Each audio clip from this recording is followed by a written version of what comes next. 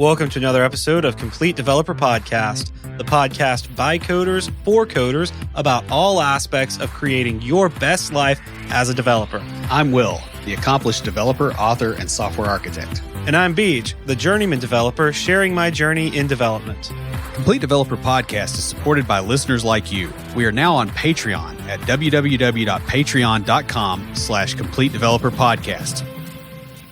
Fraud, imposter, no talent hack. Imposter syndrome makes even the most talented developer feel unworthy to even look at code. It affects all of us in different ways throughout our careers. In this episode, we take a look at the 5 types of imposter syndrome as defined by Dr. Valerie Young. Each one has its own issues and ways to overcome it. But before we get started, Will, what's been making you feel like a fraud this week? Not much of anything, but we did get my daughter a cell phone now. So Yikes. Yeah, we went through that last Friday. It seems to be okay, largely because, she's actually being kind of helpful with it so far. So it's still early in the game. I don't know. It's all right. So yeah, did that. We had the 3-day weekend, and I actually somewhat kicked back and relaxed. Like Monday, basically, I didn't do anything, which is pretty rare for me. But I didn't get any. I purposefully decided not to do any useful work one day, and it was nice. I feel a lot better. Also, I was having to take melatonin to sleep, and that's been going on for quite a while. And I was able to stop that over the holiday weekend. That's cool. And actually get a full night's sleep. So big wins there. How about you? Well, I survived my first week as a lead developer. Yeah, I mean, that wasn't too bad as it was mostly meetings to get to know the team. My manager said she'd normally not schedule so many meet and greets, but because we aren't in the office, she thought it best to introduce me to everyone by the team they're on. So last week was a bunch of that and setup. This week, I'm meeting other teams. We kicked off the project that I'm going to be on this morning. That was kind of cool. We had the big meeting for that. It was like an hour and a half, 2-hour long meeting. Just going through where it's replacing a big monolith, not microservices, but more of a application services. So instead of having this huge monolithic application, it's that was built in the late 90s, early 2000s. It's going to, be a bunch of smaller applications that interact with each other, which is kind of cool. I like that better because the issue they've had with the big monolith is if you need to fix one part of it, you have to go through the whole change. How is it going to affect everything else and retest everything? And yeah, just a big pain. And so this is going to make it a lot easier for a lot of things maintenance wise with this. And this is one of the big core applications that everybody touches. Of course, I'm like, yep. Thanks guys. Bring me in. Brand new lead developer. Stick me right on the leading the front end team for this when I've been doing API work for the past few years. So it'll be a great learning experience. Literally the entire experience. Yep. Where do you think this the idea for this episode came from? No, I'm just kidding. I kind of wondered when I saw it. I was like, I wonder. Could be. I did meet the CIO this past Friday. He is an Enneagram type 4. First one that I've met that knew for sure. And I mean, he actually paid to take the full version of the Enneagram test. Wow. Yeah. He said at one time he was looking into having everyone in the IT department take it as sort of just a corporate training thing. And so he went and paid for it and took it and everything. And then I think something else came up and they ended up not doing that. But he knows for sure that he is a 4. And I was like, that's really cool. So we had a fun conversation. He listened to the podcast to prepare beforehand. So thankfully, our type 4 episode was already out, so he listened to that one. Though he did point out that my About Me section was a bit out of date since it said that I was a junior developer. Yeah. Now you're a lead. I mean, that Yeah. like after you said something the other day, I looked at mine and it's pretty bad too. Yeah. So I actually went and updated mine. I took when I got the lead job, I updated my profile on like Sessionize and other CFP sites, and then used that to update my LinkedIn when I posted the new job on LinkedIn. And so I use that as sort of the core, and then within our own structure that we have there, went and updated everything. So that's kind of cool. Other than that, I've mostly been cleaning my place and working on checklists and tech manuals for church. I'm writing a training manual for our camera techs. Everyone comes to the team with a different level of knowledge and talent. And since we've started training some new production leads, like so far, it's just been either myself or our team lead. And we kind of know where everyone is and what they can and can't do or what they're working on, that sort of stuff. And since we're training some new ones, I'm going to create a leveling system so it's easy for whoever's in that lead position to know what camera shots a particular tech can do and what they're trained for. They're not calling, one of our more advanced shots to a new camera tech or a camera tech who, may have started off, because we had some who came to us with zero experience and they're working their way up, but they might have been on the team as long as someone else, but the other person came in having years of videography experience, and so they moved up a lot quicker. That'll be like this easy reference for them, because I'm going to create like a sheet that just says, they'll be able to look and say, oh, you're level 2, so this is the list of shots that you can get. The whole idea there is to help them out and just make life easier for everyone overall. Saving money is hard, especially when you don't feel like you know what you're doing. Our friend Lucas Casares is a fee-only certified financial planner. He runs and owns Level Up Financial Planning virtually out of Fort Collins, Colorado. And just like us here at CDP, his focus is on helping you not only establish a real plan for your financial life, but also to take action so that you can live the best version of that life. Yeah. And he knows what he's doing, and he will help you to know what you're doing. Investing in a financial planning service really comes down to whether or not you can improve your finances. And with the help of Level Up, the compounding impact of making better financial decisions will easily pay for itself. And if you're not sure that you can do it financially, I've got good news, because Level Up also has a unique pricing model that will help you no matter where you are in your financial journey. Yeah. So guys, you can find some fun, free resources and learn more about Level Up Financial Planning at levelupfinancialplanning.com. So we're going to start off with a quote from Maya Angelou that says, "I've written 11 books, but each time I think, uh-oh, they're going to find out now. I've run a game on everyone and they're going to find me out." That sounds familiar as an author. Like you never stop feeling that way. You're just like, yeah, somebody's going to call me on it any minute. I mean, it's kind of like having a podcast. Honestly, you never have an accurate assessment of where you sit. So this is part of the reason why we're talking about imposter syndrome, is because we kind of all do this. Imposter syndrome was first identified by doctors Pauline Rose Clance and Suzanne Imes in a paper in 1978. At first, they thought it only affected women, but further research indicates that it affects people no matter their gender. It's a feeling of inadequacy, a sense that you're not qualified or talented enough to do your job. In many cases, it's a feeling that you just can't live up to the expectations of a job because you're a fraud. In her book, The Secret Thoughts of Successful Women, Why Capable People Suffer from the Imposter Syndrome and How to Thrive in Spite of It, which is a very long title for a book, but a good book nonetheless. Dr. Valerie Young breaks down imposter syndrome into 5 subtypes to better address the different ways that it affects people.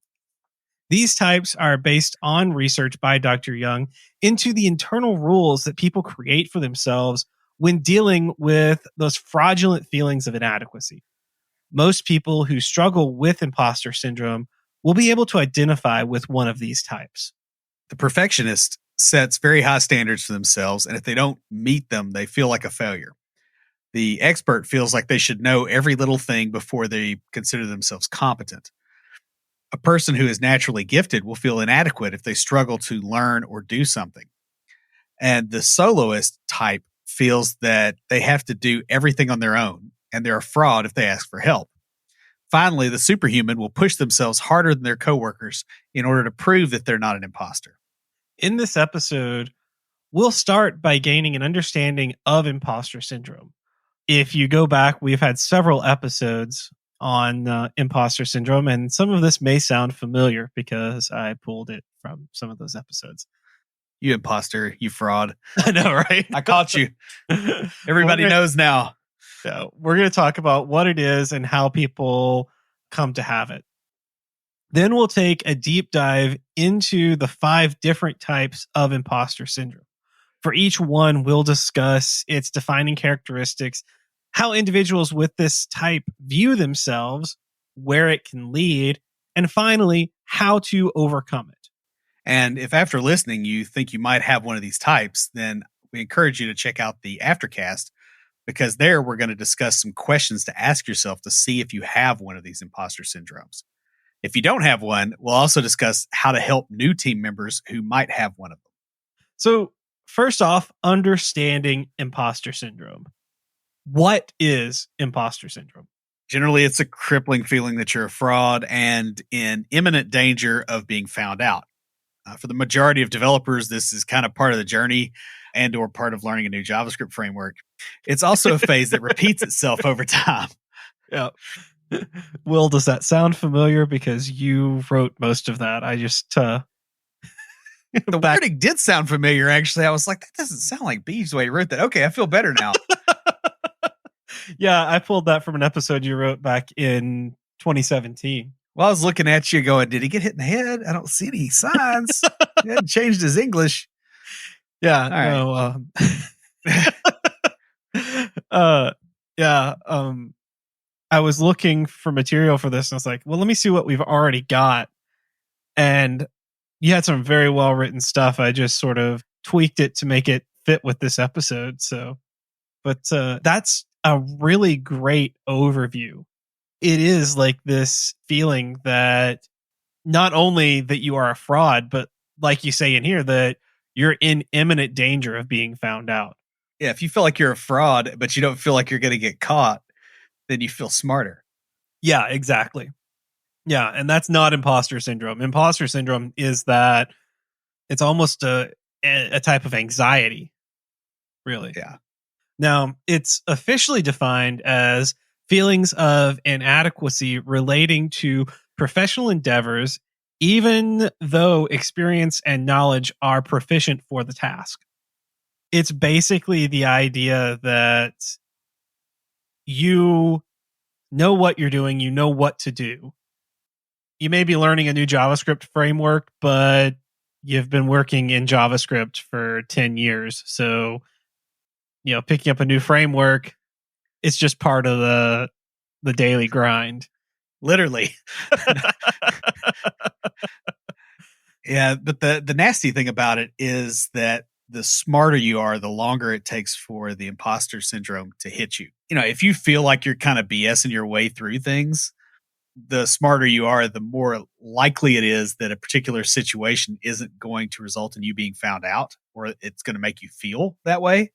And so you'll be further along before you start expecting it all to come crashing down.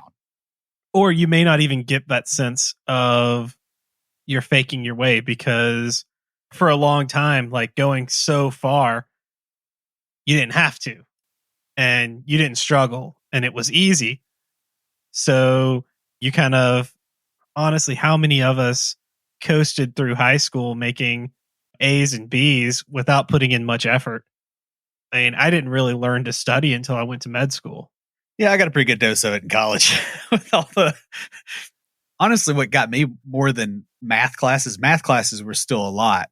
And the biology classes and some of the chemistry and those kind of things got me a little bit. But what really nailed me were the Bible classes. Some of the Bible classes that we had that one professor, I can't remember the guy's name, but I think he was old enough he was there. Could speak like 3 or 4 different languages, and you couldn't be wrong on anything on his test or he would just nail you. Yeah, I was smart enough not to take those classes. Yeah, well, I wasn't smart enough to know to ask you who those teachers were. So I just always found out the hard way. Yeah. No, a lot of times with what will happen here is it hits you harder the later it shows up. And so you'll be going along and you may have a master's degree in computer science. And all along you did great in academia. You learned how to do things academically. You learned how to code in academia and stuff like that. And you go all the way through, you get a master's degree, and then you get out into the workforce. And you're hit with legacy code that was written by someone who barely made it through college and just was trying to get by. And so there's like all sorts of craziness, and you can't go in and fix it all. And or you're hit with something where you get out and you've done C++ and Java all through school, and you live in Nashville, so it's a .NET city, and now you're like, I'm supposed to be an expert. I've written like all this stuff. I've written all this low level stuff, and now I'm doing web development. The thing is it hits at plateaus. You'll learn for a while and you'll feel great about it. And then you hit a point where you don't feel like you're growing, which I would almost say that's the root of it, because you typically do not notice your own growth for a minute. Like your periods of your greatest growth, you don't catch it. You don't see it until you look back. You go, holy crap. I've noticed that, learning a foreign language, it's the same kind of deal. There'll be points where I just absolutely despair and I feel like, man, I've put in so much effort here in the last month or two and I've got nothing. And then something will click. And, it's like all that work made it click, but you don't have the ability to actually see that until it's done. Yeah, that's the same thing with learning music, because I didn't realize it until I started learning development, just how much you have to grind to, like, it's not that you have to grind to grow, it's you have to grind to build a foundation for growth. And that's the same thing with music. It's you just practice the same kind of stuff over and over and over again. And then, you go off and do something else and you come back and all of a sudden you're playing it without a problem because you built that foundation. And you can vary it. That's the other thing that blows my mind that musicians will do is they will learn something and they grind on it until they get it perfect. And then there's like another point a little bit ahead of that where all of a sudden they can do something different. I try to think about, like, could you do that with poetry? Like, seriously, like if you learn, I don't know, if you learned the Raven by Edgar Allan Poe and you decided to add your own verse in the middle while you were reciting that, could you do it? I don't know. There's probably somebody out there that can, but that seems very strange to me. But it's also something that I have to be able to do with the language learning. It's also something you do with coding. Yeah. And it just pops out. But again, you don't know that you can do it until usually you've done it. And all of a sudden you're like, holy crap. Because it just flows out. And so that's really the thing I would really try to drive in as far as the imposter syndrome, is that you're not an accurate measure of your own situation, and other people are more likely to actually have a clue than you are. Now let's go into a few of the symptoms of imposter syndrome to help understand like what it is. We've talked about kind of the general idea of it, but like how you can recognize it in yourself or in others. Yeah. So the first one is a sense that success is impossible and that past successes and hard work were only due to luck. You and I have a mutual friend who's very much like this. He sounds like Eeyore off of Winnie the Pooh. And yeah, what do you do with that? You can't get anywhere with that attitude. When everything is all past successes are just due to luck, then you have nothing driving you. Yeah. Well, and all future failures are going to be due to luck versus you just not putting in the work, which is the other side of that same friend. No. Next is the idea that you are incompetent, even though you consistently demonstrate competency. So this goes back to that like official definition where you feel inadequate, even though you have the experience and knowledge. There's a quote from a guy that was at a conference talking to somebody, and he basically says something to the effect of, like these people at the conference are all really accomplished and I don't feel like I should be there. And the other guy goes, well, you were the first man on the moon. Yeah. maybe this doesn't fit. I forget the exact quote, but it was just kind of one of those, wow, that's like if you're at that point, you have been further from Earth than just about everybody. Like literally straight up, and you still can't get over that. I don't think it's straight up. I think they go at a bit of an. Oh yeah, they do. All right, Kerbal boy. Hey, I haven't played that game in a while. That's a lot of fun. Another symptom is a fear of not meeting expectations of others or being uncomfortable with receiving praise or congratulations. Now, I will say this. I still am a little uncomfortable with praise. It's not so much of a fear thing most of the time or a imposter syndrome thing. It's I wonder what they want because I've had to deal with some narcissists. Remember, these are symptoms. Yeah. These are not like if you have one of these, it doesn't mean you have imposter syndrome. It's you have a few of these, it's an indicator that imposter syndrome is the likely cause. And then the final one that we're going to talk about, there are more than these, but I kind of distilled them down to these four and just kind of wanted to give you guys an overall sense of how to tell. But the final one is being disappointed with your accomplishments and feeling under pressure to do better the next time. And this one's kind of tricky because it's hard to tell the difference in this between this and being just driven. And I think a lot of it has to deal with like the disappointment more than the, hey, I'm going to do better next time. Yeah. Well, it's not just I want to do better next time, or I'm going to work harder so that I can do better next time. It's more of an, I have to do better next time. They're going I'm going to be found out as a fraud if I don't do better next time. Now we're going to briefly go through some times when developers are likely to get imposter syndrome. And I pulled this from an episode from last year on promotional imposter syndrome. I don't even remember that episode, but okay. Yeah, I think we recorded it in April of last year, if I remember correctly. Actually, it's right in front of me. Let me just pull it up and tell you. We recorded it, April 7th last year. Well, okay. I just didn't remember it. Act surprised. Well, I mean, we've recorded what, like 53 or probably about 60 episodes since then. So, yeah, I see it right here. Yep. So, guys, the majority of the time someone suffers from imposter syndrome occurs right after they've gotten promotion.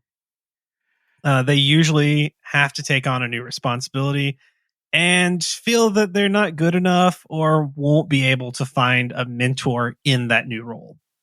Yeah. And another one that happens is when junior developers just start out, they kind of have this fear that they don't know enough about coding or the business to actually be successful and useful. And they're concerned that they're going to break stuff or that they don't know what to focus on when they're working on a large project. Yeah, that's a big one, is especially if they don't have someone assigning them tasks, as in if they're like on a team that's doing Kanban and it's just grab a task. Even if the tasks are prioritized, they might be like, I don't know if I should grab that one. Maybe I should go down to the next one. That one looks really big. I don't know if I should do that one. And you kind of get this little bit of analysis paralysis going on because they don't know which task to take on and spend too much time over analyzing their own abilities and which ones they should take, when really they should just grab the top task, and if they struggle with it, seek help. Yeah, and that's actually the best way to get help, by the way, is because a senior dev will jump in and actually work with you for a while instead of it being a little piddly thing. So another place where this occurs is when a developer moves up to mid-level. They may not feel like they're going to get as much mentoring or support as they got before.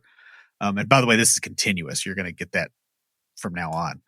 They also fear being overwhelmed by the amount of work, or that they're moving up in their career too fast, which are also both things that you're going to have from now on. Yeah. That is. Or you're worried that you're not moving at all. Yeah, I can see that. It was interesting for me because we don't have mid-level where I work. It was junior, advanced, and then lead. They used to have junior, mid, senior, and then lead, but they did this restructuring before I came on, and they merged the mid and senior into this advanced role. And so you have some advanced developers who have been developing for 3 or 4 years. They just moved out of being junior, and you have some who've been developing for 20 years. And the only way to tell the difference sometimes is by the amount of gray hairs. But when you have second career and third career and fourth career coders, that's not always a good indicator. Yeah. Well, you got the gray hair now, so there you go. So speaking of gray hair, yeah, I was gonna say, finally, senior developers worry that they are no longer the learner and don't know enough to be the expert yet. They're afraid to ask questions because that's going to make them appear unknowledgeable. Yeah, and been there, done that quite a bit. Beach and I both have to deal with that. That's something else that doesn't go away. I think that's why some people switch careers every 3 or 4 years, because when you're the new guy, even though you're a senior developer, the new guy gets to ask questions. And as that new guy wears off, they start looking for a new job where they can ask questions again. And they can get a pay raise. But it could be both. There's that. It's definitely an issue in this industry. Now we're going to spend the rest of the episode talking about the 5 types of imposter syndrome.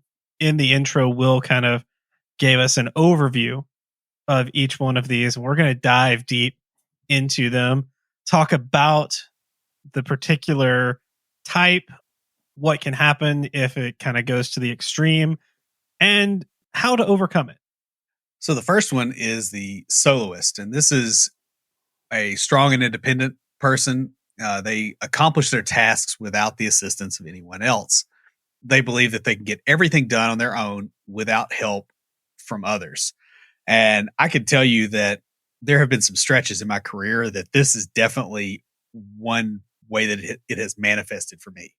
Mm-hmm. It's like, oh, I should be able to do design. Oh, I should be able to do database design. Oh, I should be able to architect a distributed app. Oh, I should be able to write the manual. And it's like, yeah, I can do all that stuff, but I don't need to be doing all that. Like, there's tasks that are not valuable for me to be doing, and for me to feel like ripping off my employer because I focus on the things that I'm better at. That's definitely a situation I've found myself in more than once. I've seen you do this both in the workforce and on private, like personal projects, where it would just be easier for you to either use a free tool, buy a tool, pay someone to do something, and you're like, oh, I can do it. And then you're like, I'm overwhelmed. Or I just plow through and I hate every minute of it. That's the other thing you do too. Yeah. To be honest, that drives me a little bit. Like, if I'm slightly ticked off, I'm very, very effective. And I fortunately know that. So it works to not my benefit. The thing about the soloist, though, is they view themselves as a failure if they need assistance to perform a task. They have a lot of trouble asking for help with anything. even something they're not good at doing or something that requires multiple people to do. Sometimes you need two people to lift that couch. They don't. Or, carry that dryer up the stairs. We carried that. There was two of us for that one. That's true. We needed 4 people. It's like, I don't know what kind of model of dryer that was. That was so heavy. Because I've moved dryers since then. And it was like, that wasn't that bad. Like, what was the deal with that one? Yeah. I just completely lost track. Oh, yeah, here you go. So a soloist will derive their value or sense of self-worth from their independence and autonomy. Asking for any type of assistance is tantamount to admitting that they're not good enough. And by the way, you'll see this with people starting small businesses too, where they feel like they got to wear every hat and they're not really an entrepreneur until they do that. And then they never get anything off the ground. Yeah. Now, if they're not careful, the soloist will reach a point where they stop learning or taking on difficult tasks. They'll just be like, they'll either get overwhelmed with all the stuff they're doing, or they will get so self-conscious that they can't do it themselves. They won't take on a task that they might have taken on 6 months ago and been like, I got this. Because you will learn a lot just driving through and grinding through. But when you get overwhelmed like this, you won't try it. Mm-hmm. Well, it's also they don't want to take something on because they're afraid that they won't be able to do it themselves. And they don't want to be seen as a fraud. They'll reach a point in their careers where they can't go any further without guidance, but not being able to ask for it may even cause them to go backward in their career. Yep. And we've seen that in our social circle a bit. Unfortunately, failure at higher levels doesn't drive them to seek assistance. Instead, it drives them to feel inadequate and to hide behind lesser tasks. So this happens a lot when you have somebody that gets into management. They'll decide they'll continue coding instead of like getting their team more effective. And it's like, look, that's not why you get the pay raise. Exactly. Now, being independent is not a bad thing. We've talked about that throughout this point. It's when that independence comes from a fear of, if I can't do it myself, then I'm a failure and I can't do things. To overcome the soloist imposter syndrome, you have to realize there's no shame in asking for help when you need it. When faced with a difficult problem, seek advice from a lead developer or even a coworker with more experience. Yeah, I think it's something that's really easy for us to forget because we're in the business of solving problems, is that we're in the business of seeing that problems get solved. Yeah. Not that we're in the business of actually solving problems, because like you may need to get somebody else and it's okay because the company that's paying you or the whatever entity is paying you, they're doing it because they want to get rid of a problem. Mm-hmm. And sometimes the solution to the problem is to hand it off to someone else or to get someone else to work on it with you.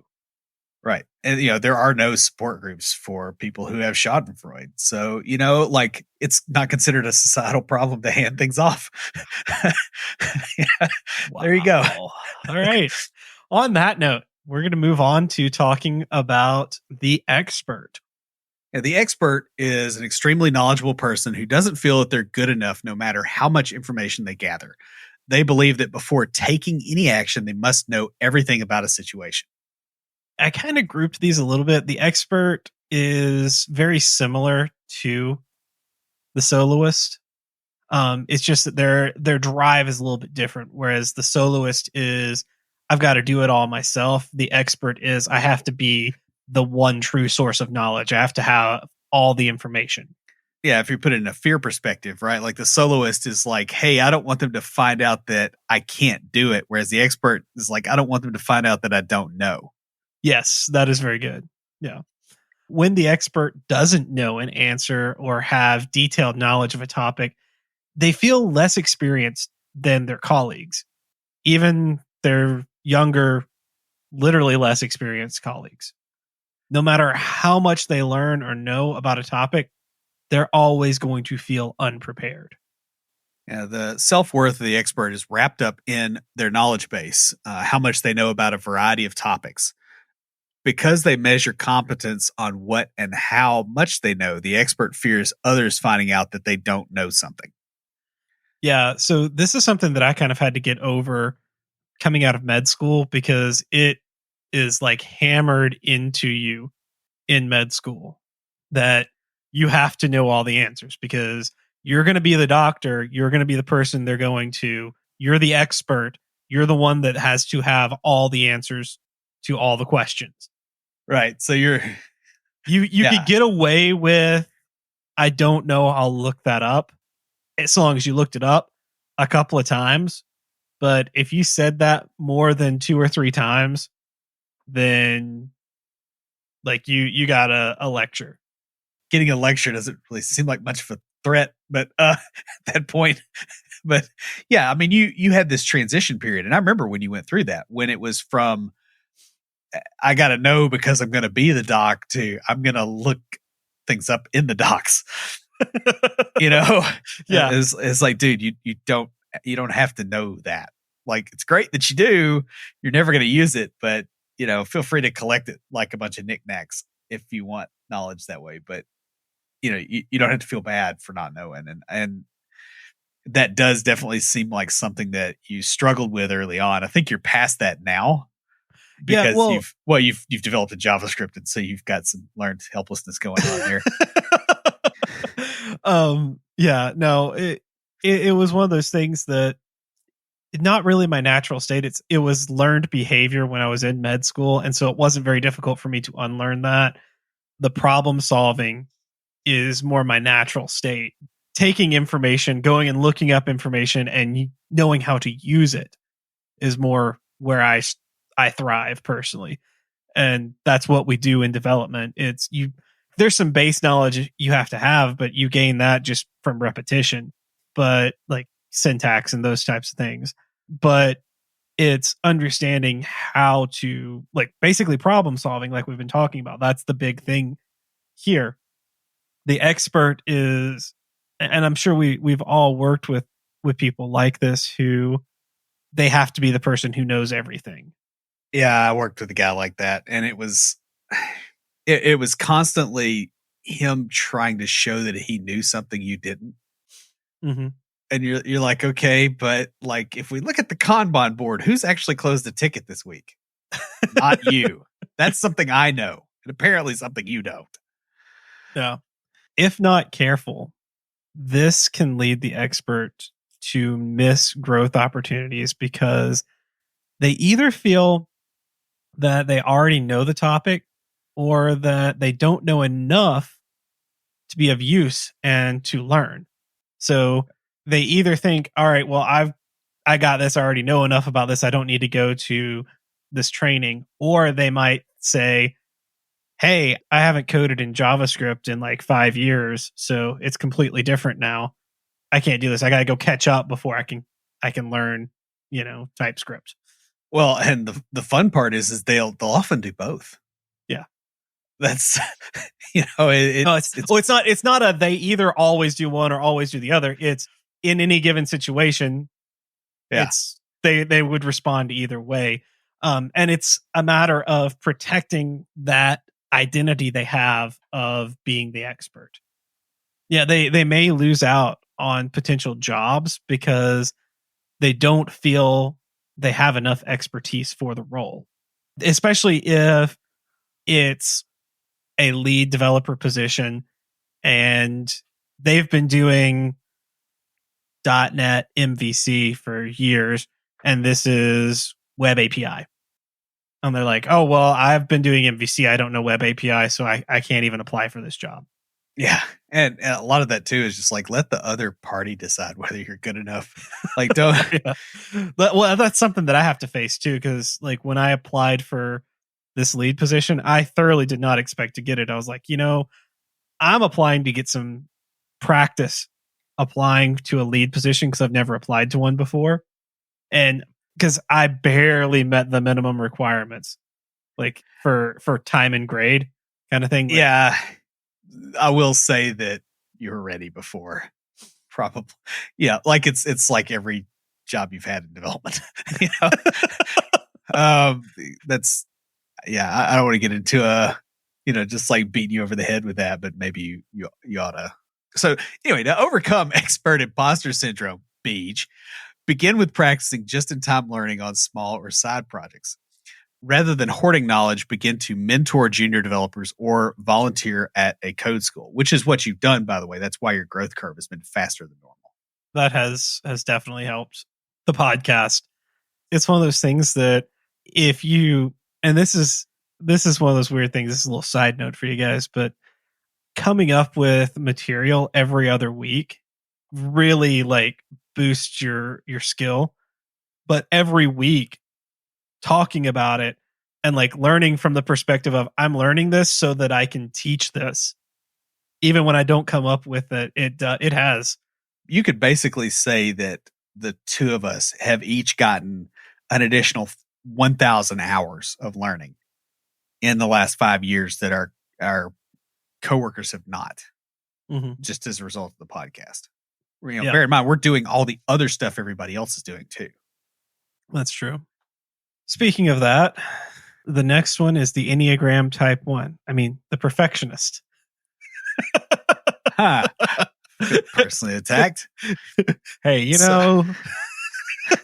Yeah, well, you had to throw it back at me. It's fine. Exactly. So the most common form of imposter syndrome is being a perfectionist. Perfectionists basically set almost impossible standards for themselves. They always strive to be their very best, no matter what it costs them.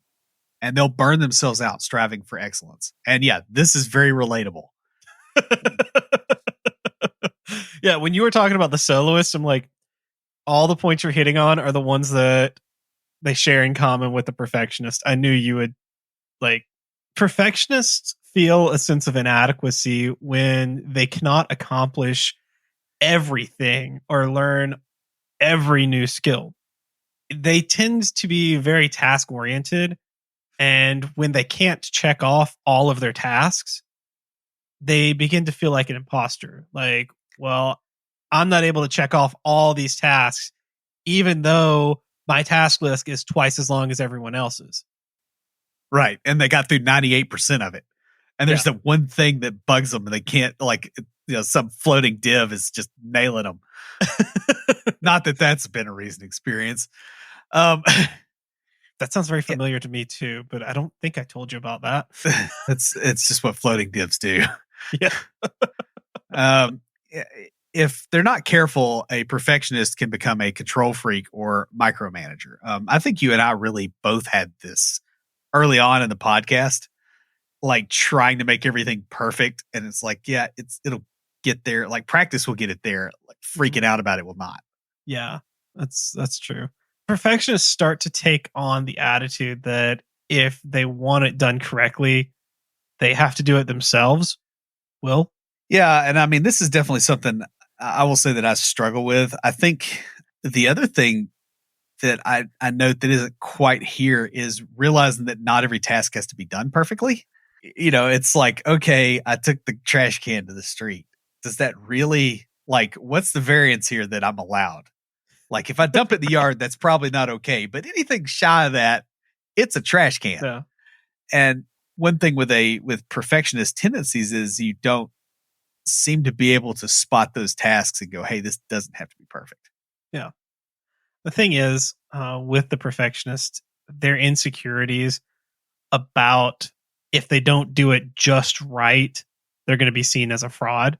This will prevent them from even starting a project until the perfect time.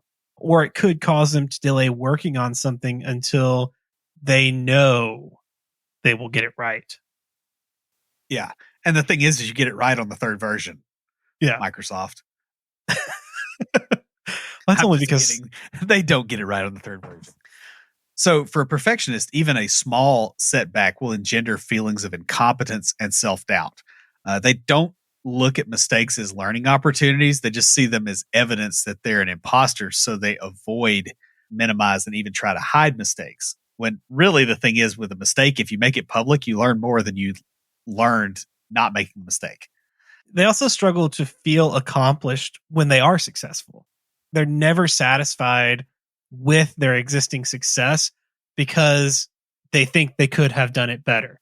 And this is very similar to the soloist. And to overcome this sort of imposter syndrome, the perfectionist has to learn to celebrate their accomplishments and find contentment in a job well done, or just a job done. Full stop. Mistakes are a way of learning and becoming better, and you're not going to truly understand something until you've really been messed up by it a few times. Like, it goes back to the whole anti-fragile stuff that we talked about earlier in the year. Yeah, it really is. This is where perfectionists really struggle, is they struggle with agile, because the point of agile is to move quickly and break things, make mistakes so that you learn from them. And to employ lots of consultants. But yeah, well, they really struggle with that. Yeah. So next is the one that I most identify with. And that is the natural genius. Really? It took him a moment. He wasn't looking at the screen. Oh, I was looking. I was just like, all right, is he going to actually say it? Sorry. I couldn't keep a straight face on that one. The natural genius places their identity and self-worth in their ability to quickly pick up a new skill. They don't like anything that challenges their sense of genius or the idea that they can learn anything with ease. You'll see this in small children, by the way. This is imposter syndrome for 5-year-olds. Honestly, I joking aside about the name of this one, I do pride myself in my ability to pick up new skills quickly. That is one of my talents. And that is an area that I have in the past had some insecurities about, is if it took too long. That's why I was in my 30s before I really started learning guitar, because when I was 13 and got my first guitar, went to lessons, I didn't pick it up immediately. Like, it wasn't easy. Like, computers were easy. And so I was like, oh, well, I had this attitude that it was literally talent. That's all it was. And I was like, I just don't have the talent for that. So I'm not going to do this. That was a type of imposter syndrome there. Yeah. Although I will say that your worldview is not necessarily bad in that sense, that it funnels you towards the things you can pick up quickly. Which like is legit. That's how you work in a society with division of labor effectively. Like, it's not bad. It's just when it stops you from moving forward, that's when it becomes an issue. Mm-hmm. Natural geniuses feel insecure if it takes too long to pick up a new skill.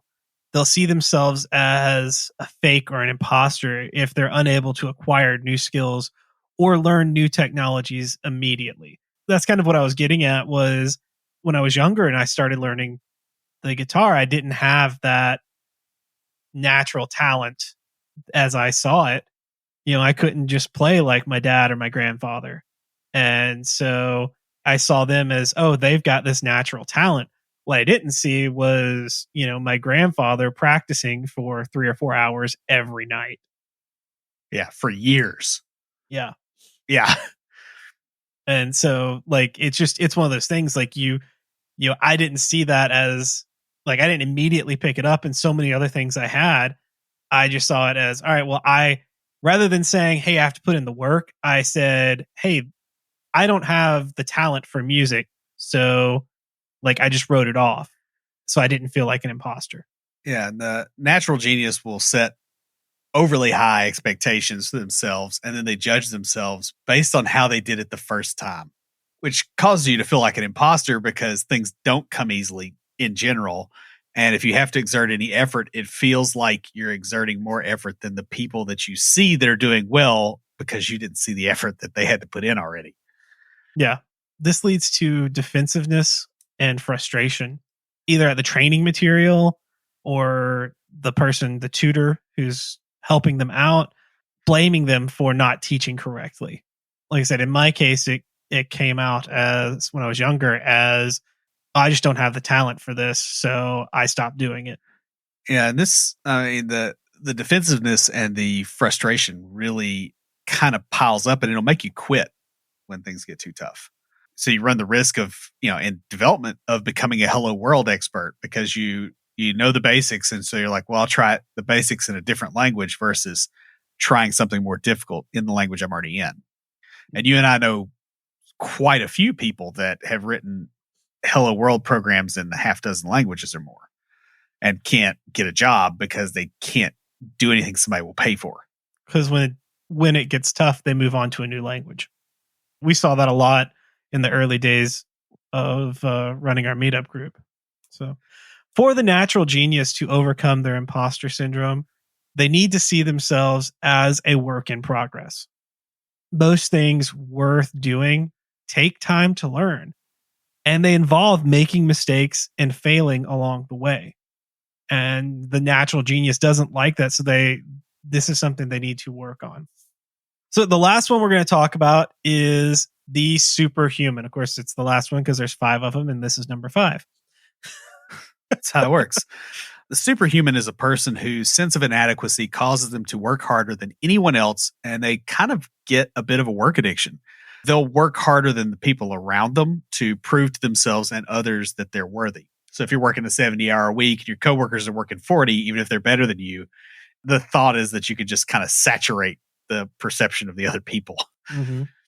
The superhuman imposter is addicted to the validation that comes from overwork, not the actual working itself. Like some people, they overwork because they're addicted to, they like that adrenaline rush they get from overwork, or they have a sense of, I have to get this accomplished, and that accomplishment is what drives them. For the superhuman imposter, it's that validation. It comes from working harder than anyone else, and it gives them sort of a reprieve from their insecurities about being a fraud. They also tend to set very high expectations of themselves in order to measure up to the people around them, and then they work extra hard to meet those expectations. So this can be, expectations like in the form of family tasks, work obligations, volunteerism, pretty much anything that's around them. Just jump into. Yeah. And they have to do it all or they feel like they're a phony. Mm-hmm. If not careful, this need to succeed in everything will quickly lead to burnout.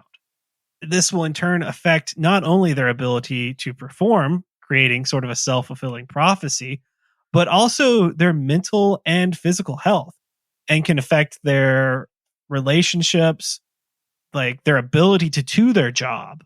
Like the physical ability to do their job can be affected by this. Yeah, like if you get an RSI or you start having migraines or whatever, or you have a heart attack, you're not going to be able to work effectively. To overcome this type of imposter syndrome, you have to train yourself to get validation internally and to not rely on external validation for a job well done. This will build up your confidence in your own abilities and help you become able to accept constructive criticism and feedback. So guys, imposter syndrome hits us all at some point in our education or career. Typically, this happens when we've just moved up or started a new job, gotten into a new school. However, it can occur at any point. When it hits, it affects each of us differently and may even affect you differently the different times it surfaces. Will and I talked about different times that we've had several of these types of imposter syndromes. This episode, these types are guides to help understand how imposter syndrome is affecting you or others.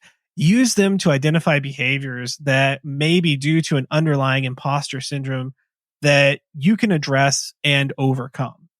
And check out the aftercast if you are curious about which one you have, thinking that you might have an imposter syndrome, because we're going to talk about some questions that you can ask for each one to help determine which one, like between the ones that are similar, that you might have. Or if you're not feeling inadequate, listen to hear ways you can help others avoid it when they start a new role. That's pretty much all we've got before we close everything out. Will, what do you have for us this week for Tricks of the Trade? Well, I'll also add an interesting thing that I've personally noticed as I've grown because I had to for the podcast and for everything else. That feeling of imposter syndrome is often a signal that you're in a position that will make you learn more. Now, it's still dysfunctional, but the fact, like, if you get burned, the water's hot is kind of a way to think about it. And a lot of times when you're when you're at the point where you're like, hey, I don't know if I can do this. I'm afraid I'm going to get called out as a fake. It's because you're in a situation that you're going to look back on and go, hey, this made me grow. This really changed who I am in a lot of ways. So early on with the podcast, I distinctly felt that way quite a bit of the time. Like I would be talking and be like, I shouldn't be talking in front of 50 people. Right. You remember those days? Yeah, and I would freeze. I remember that. And the thing is that was a huge, huge growth for me because I used to be painfully shy and couldn't handle like talking in front of small groups of people or being in a crowd or any of that kind of stuff. And getting on a microphone once a week and having to talk in front of, 50, 100, 200, 500, 1,000, etc. people, you get over it real quick. And yeah, you're going to feel imposter syndrome the whole way, but that's what growth feels like in a lot of respects. And so when you're at the point of feeling this, like, don't feel bad about it. It just means you're in a point where you have a decision to make about whether you grow or not and recast it that way. And I think you'll probably feel a lot better about it, especially if you don't let the imposter syndrome win. And that's pretty much all I got. Stand by for Titanfall. If you have a question or comment, please email us at neckbeards@completedeveloperpodcast.com. Our theme music is an excerpt from Stand By for Titanfall by Pure Bells, available on SoundCloud and licensed through Creative Commons. For references, show notes, and extra tips and insights, be sure to check out the website at completedeveloperpodcast.com. Help us make the show possible by supporting us on Patreon at patreon.com/completedeveloperpodcast. You'll get extras, including a weekly aftercast where we discuss the topic of the week and bonus material with some of our patrons. You can also follow us on Twitter at CompleteDevPod, like our page on Facebook, and follow us on Instagram to keep up with news about the show. Join the conversation anytime via Slack by signing up at slack.completedevelopernetwork.com. Thanks for listening. See you next time.